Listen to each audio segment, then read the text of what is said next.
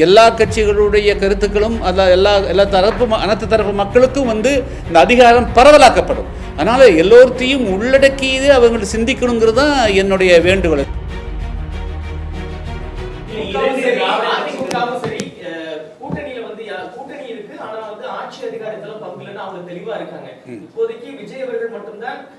கூட்டணி ஆட்சி அப்படின்னு சொல்லி அவர் ஒரு நிலைப்பாட்டில் இருக்காரு. இப்போ உங்களுடைய பேச்சு அப்போ தாவேக்காவை நெருங்குதுன்னு எடுத்துக்கலாமா? இல்லைங்க, அதாவது திமுகவோ அண்ணா திமுகவோ வேற எந்த கட்சியாக பிஜேபியோ காங்கிரஸோ எந்த கட்சியாக இருக்கட்டுங்க, அவங்கெல்லாம் அவங்களுக்கெல்லாம் தெரியும். அதாவது இன்க்ளூசிவ் பாலிட்டிக்ஸுங்கிறது, அதாவது எல்லோருத்தையும் உள்ளடக்கிய அரசியலுங்கிறது தான் முக்கியம். அதனால் அவர்கள் ஏன் அப்படி இருக்கிறார்கள் என்று எனக்கு தெரியல. எல்லோருத்தையும் உள்ளடக்கிற போது இப்பொழுது ஒரே கட்சியாக தமிழ்நாட்டில் இல்லை, பல கட்சிகள்.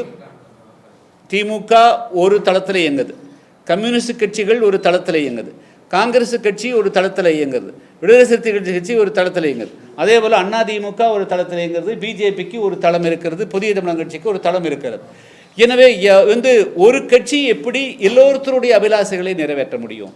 அதனால் எல்லோருத்தையும் உள்ளடக்குவதன் மூலமாகத்தான் எல்லா கட்சிகளுடைய கருத்துக்களும் அனைத்து தரப்பு மக்களுக்கும் இந்த அதிகாரம் பரவலாக்கப்படும். அதனால் எல்லோருத்தையும் உள்ளடக்கியது அவங்க சிந்திக்கணுங்கிறது தான் என்னுடைய வேண்டுகோள். திமுகவோ அண்ணா திமுக பிஜேபி எல்லா கட்சிகளுமே அவர்கள் தங்களுடைய அந்த இறுகி போன டாக்குமெட்டிக், அதாவது மாற்றவே முடியாதுன்னு நினைக்கக்கூடியதை அவர்களெல்லாம் அதை தளர்த்தி பார்க்கணுங்கிறது தான் என்னுடைய அன்பான வேண்டுகோள். இல்லை, அதாவது இந்த தனித்து போட்டியிடுவதுன்ற அதுக்கு எங்ககிட்ட நாங்கள் அதை பற்றி சிந்திக்கலைங்க. நாங்கள் ஏற்கனவே 2001 திமுக கூட்டணியில் இருந்தோம்.